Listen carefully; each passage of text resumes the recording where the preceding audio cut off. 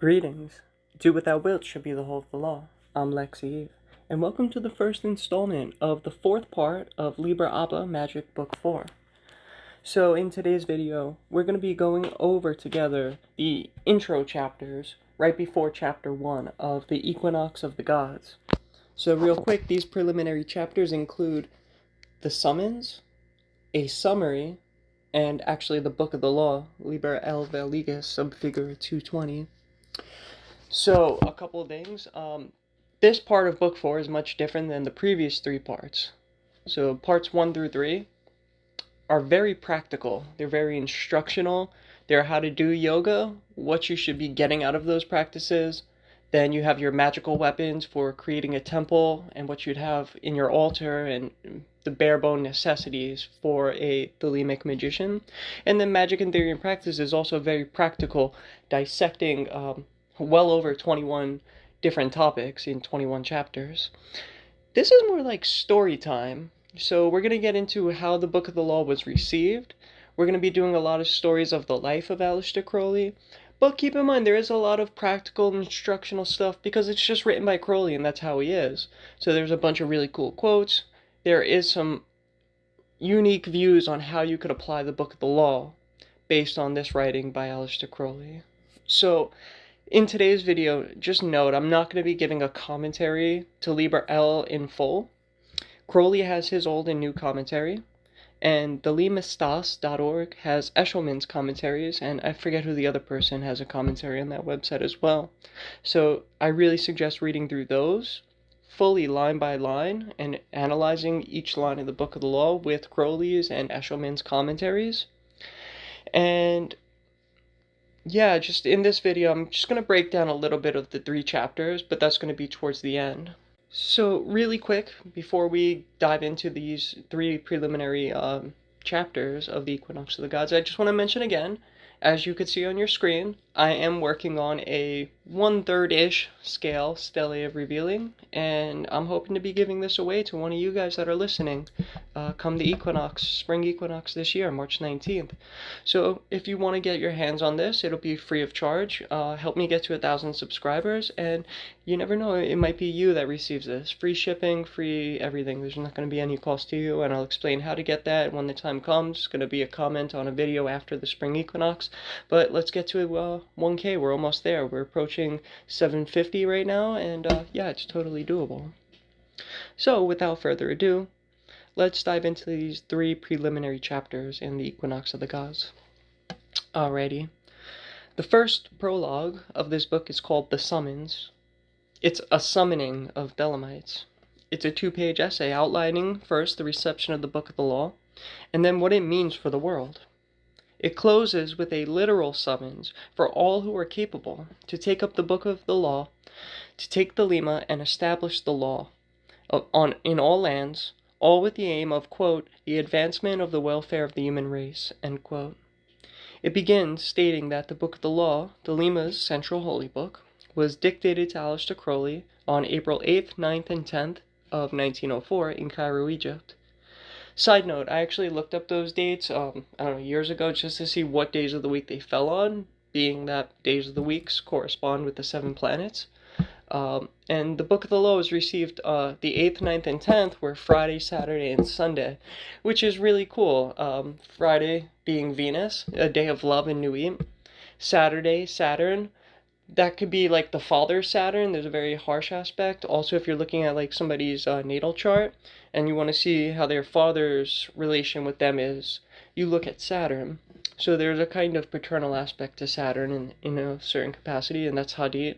And then Sunday, for the third chapter, it's just really cool that Rahor Kuid, Heru Raha, very solar figure, his chapter was received on a Sunday, corresponding with Sol. So I just wanted to point that out. So on April 8th, 9th, and 10th, 1904, Crowley receives in Cairo, Egypt, the Book of the Law. He had invoked the Bornless One, and his wife became possessed by who she claimed was Horus. We'll get more into this in a later time. The point is, while possessed, she told him that in those 3 consecutive days in April, the minister of Horparkrat would come for 1 hour each noon and dictate 1 chapter, which he was to sit and record meticulously. The minister was his holy guardian angel, Aiwaz. The chapter made up a book that shook the world. Quote, the contents of the book prove to strict scientific demonstration that he, Aiwaz, possesses knowledge and power quite beyond anything that has been hitherto associated with human faculties. The book announced a new law for mankind. It replaces the moral and religious sanctions of the past, which have everywhere broken down, by a principle valid for each man and woman in the world, and self-evidently indefeasible. End quote. If we look at the several hundred years prior to the Book of the Law, and now 120 years after, the amount of human progress made recently is just staggering. If you look at 500 years before 1904 and 100 years after, it's like how technologically and scientifically have we advanced in such a short period of time. So the world's changing, is the point that I'm making. Yet, for all that, our species is still in its infancy, and now is the time that we must grow up. That is the crux of the aeon of the child. Quote, ignorance of the true meaning of this new law has led to gross anarchy.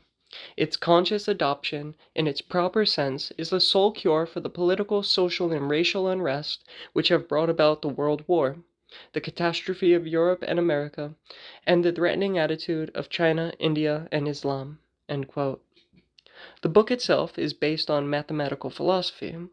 I will discuss shortly how, if adopted, will eradicate all the problems listed above.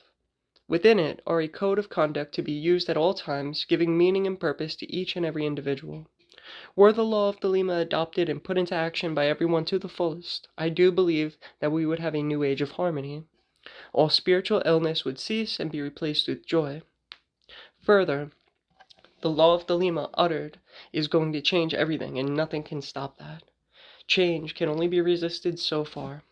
A dam can only hold so much pressure before it bursts. Therefore, the Master Therion, quote, summons by the power and authority entrusted in him every great spirit and mind now on this planet incarnate to take effective hold of this transcendent force and apply it to the advancement of the welfare of the human race. For as the experience of the past 32 years has shown too terribly, the book cannot be ignored. It has leavened mankind unaware, and man must make thereof the bread of life. Its ferment has begun to work on the grape of thought. Man must obtain therefrom the wine of ecstasy. Come then, all ye, in the name of the Lord of the Aeon, the crowned and conquering child, Heru Raha, I call ye to partake this sacrament. Know, will, dare, and be silent, the priest of the princes, Ankaf Nakansu. End quote. That is the summons. If you are hearing this, you are called to take up the book of the law. Bear it as your arms, and utter all strength to establish this law as the means for humanity to govern itself. Come willingly or be dragged. This is not a proposal, it is a mandate. So, the next prologue chapter is titled, quote, unquote, a summary. It is select verses plucked straight out of Crowley's Liber 241, Liber Aha. In short, it is a two-person dialogue, a master speaking with their disciple, very reminiscent of Hermes' divine Pymander. The selected verses establish key themes from the Book of the Law, and how its contents should be used to attain. I'm not going to fully analyze all 10 pages of this text, as it will just be redundant as I summarize key points from the Book of the Law. So, instead, I'm just going to quote one important dialogue from the Master, establishing the reign of the crowned and conquering child Horus, the chief god of the Book of the Law. Quote, the last spell, the availing word, the two completed by the third, the Lord of war, of vengeance, that slayeth with a single glance. This light is in me of my Lord. His name is this far-whirling sword. I push his order, keen and swift. My hawk's eye flames, these arms uplift. The banner of silence and of strength. Hail, hail, thou art here, my Lord, at length. Lo, the hawk-headed Lord am I. My Nemesis shrouds the night blue sky. Hail, ye twin warriors that guard the pillars of the world, your time is nigh at hand. The snake that marred heaven with his inexhaustible slime is slain. I bear the wand of power, the wand that waxes and that wanes. I crush the universe this hour. in my left hand, and naught remains. Ho! For the splendor in my name, hidden and glorious, a flame, secretly shooting from the sun. Ha! My destiny is done. The word is spoken and concealed. End quote. So, the third part of this intro material, the Book of the Law. It contains 3 chapters. The first is written by Nuit through Iowas through Crowley. The second, Hadit. The third, Heru Raha, which is the combined Rahor Kuid and Horpar Krat, or Horus and Harpocrates, if you will, an active and a passive, a 2-in-1. So beginning with chapter 1, Nuit is all love and joy. Her joy is to see your joy. She's like the perfect mother. In her, anything is permissible. She has infinite space, everything external from the center of your point of being. Her chapter establishes the law, quote, do what thou wilt shall be the whole of the law, end quote, and quote, love is the law, love under will, end quote. This is the means to joy. To look inward and to see the spark of Godhead, to become a whole and complete being, and to learn what your true will is and to dedicate your life to doing only your true will and nothing else. Quote, do that and no other shall say nay. End quote. She is the mother, the infinite circumference of space. Everything external to you is her, the goddess of the night sky. She establishes from the beginning of her chapter that, quote, every man and every woman is a star, end quote. All humans have equal rights, then, under the law of Thelema.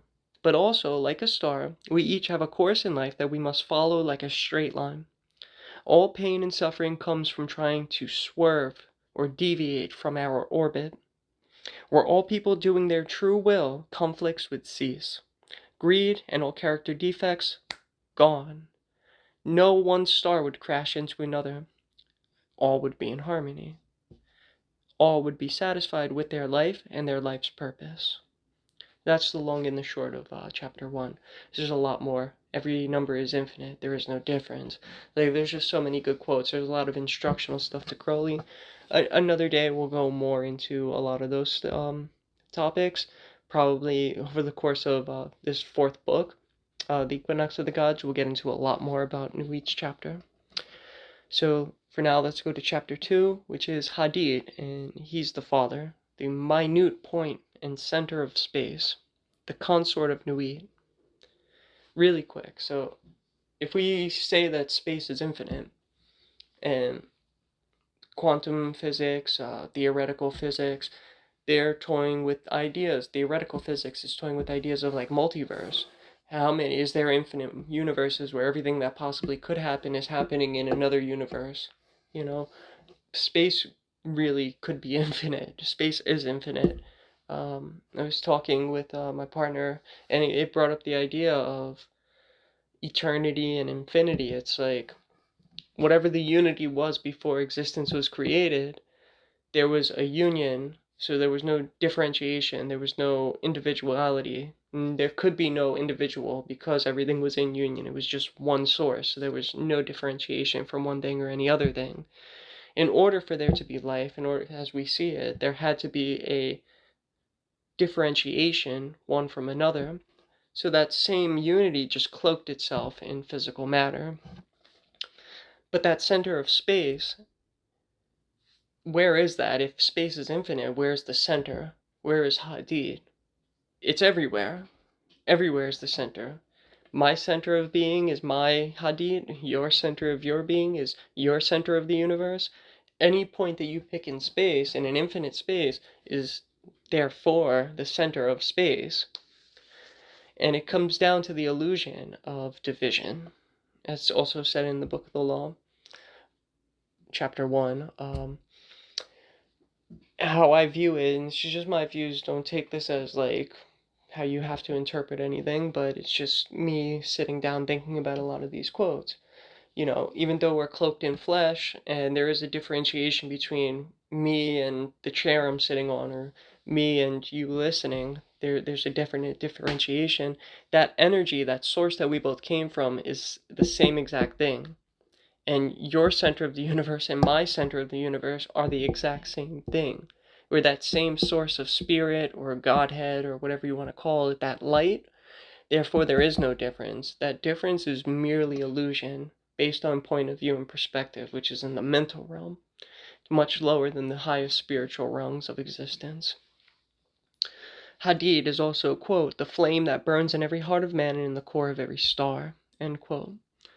So there's a concept in the Book of the Law, chapter 2, that the Cobs is in the Ku, not the Ku in the Cobs.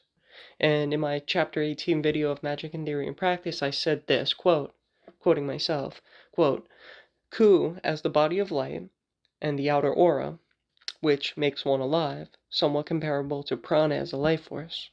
The Cobs is like the Ruach, seated in the several spheres in the center of the tree, but especially Tifereth, the star Sol in the very center. Cobs is comparable with the heart, then, as the spiritual symbol. And then the Ka is the spark of divine light, the kernel of the Ein Sof, which exists in the heart, in the center of one's being, much like Hadit is, quote, the flame that burns in every heart of man and in the core of every star, end quote. Hadit even says, quote, the Cobs is the name of my house, end quote. So he identifies himself with the divine spark, that point of light, that Ein Sof spark that exists in the center of everyone's being, the most holy spirit, the Ka. Hadit also says, quote, I am the magician and the exorcist, end quote. Therefore, he is that internal source which conducts outwardly, allowing the magician to perform magic and master the astral plane and all spirits and command gods and angels. And one of the more interesting quotes in this chapter, in my opinion, is, quote, existence is pure joy, end quote.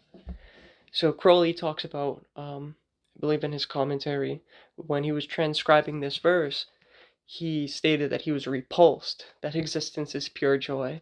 At the time, he was very enmeshed in Buddhism, and so their philosophy, of course, is life is sorrow and suffering.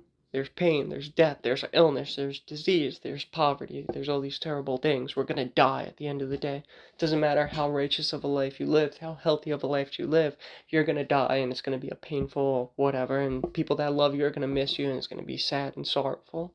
There's no avoiding that.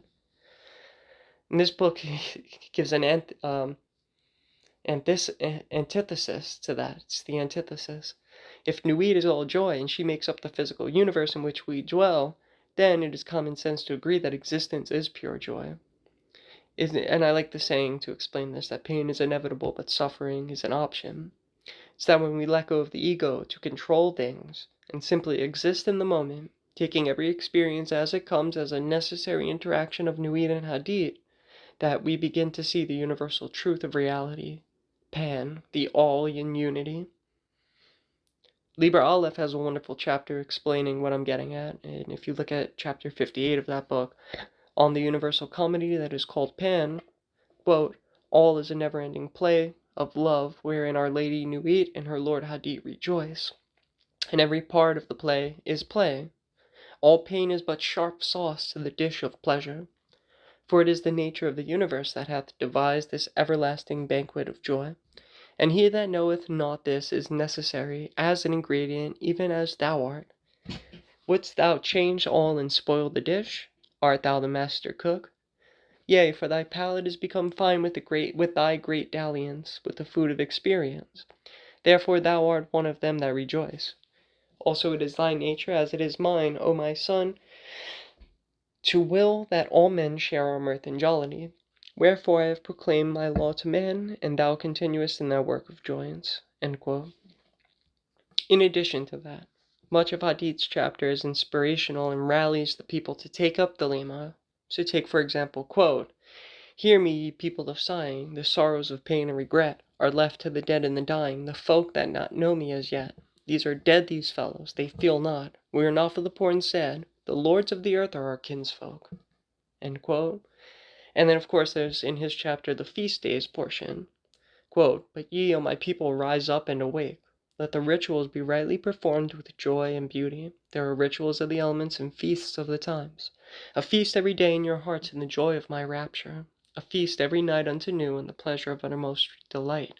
I feast, rejoice, there is no dread hereafter. This is the dissolution and eternal ecstasy in the kisses of Nuit." End quote. Chapter 3 takes a much more serious tone in the delivery of its message. Ra Horkoid is come with flaming sword and vengeance. Quote, "Now let it be first understood that I am a god of war and of vengeance. I shall deal hardly with them." End quote. Now, despite the aggressive overtones, the war he is calling for is fought on an individual basis, and the battlefield is the soul. Every day we are confronted with decisions. It's the job of the Thelemite to position themselves according to their true will and make decisions, choosing only the experiences that are necessary for them to experience in this incarnation. Don't waste your time. Your entire will should be geared towards union with the divine at the end of the day. How you go about doing that based on where you are and what's accessible to you is very unique and personal. But on top of whatever your physical needs and physical goals are, mental needs, mental goals are, emotional, your spiritual goal should be set on that one star in sight. That's the battlefield of the soul. Knocking away the bullshit internally that stops you from touching that source. Within this third chapter, we are given more instructions on how to govern oneself in accordance with the law. Also, there are several dialogues addressing fear and the nature of courage we all must have. Courage to be true to who we are as individuals and manifest our true wills. This is not always easy. In today's world, being oneself usually comes with breaking from the herd and standing out. Many alive today despise this concept and have set parameters based on outdated traditions for what is okay and what is not for a person to be. To live inside a box made by another is absolute blasphemy. Still, we must be ourselves, and that comes unfortunately with societal scorn from cowards who refuse to be themselves. Now, regardless of anything, no matter what one's family, friends, peers, or leaders say, you must be yourself and accept the consequences of your decision to be yourself. Given enough time, more and more will see the joy experienced by those who are doing their true wills. I had a friend passed away that showed me that really wonderful quote. A trickle of water, given enough time, will cut a hole down a mountain, carve right through it. So you just keep doing little by little, you chip away, you chip away, you chip away, and eventually the world's completely different. This will lead to less external pressure to fit into a box. Society will shift far enough that it will be able to accept every person for who they are at their most authentic self. Besides that, in the third chapter, we also learn how to make cakes of light. We learn about the word of the Aeon, Abrahadabra, as well as how old systems of religious attainment are outdated. There's also much instruction given directly to Crowley, and that goes throughout the whole book, but in this chapter as well, and those who come after him, such as how, quote, "This book should be translated into all tongues, but always with the original in the writing of the beast, for in the chant shape of the letters and their position to one another, in these are mysteries that no beast shall divine.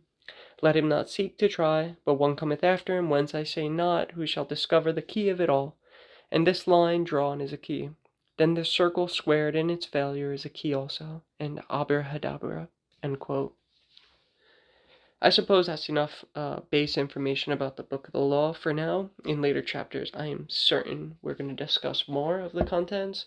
But if you need to, you could find right online. I think it's like book-of-the-law.com or something like that. bookofthelaw.com.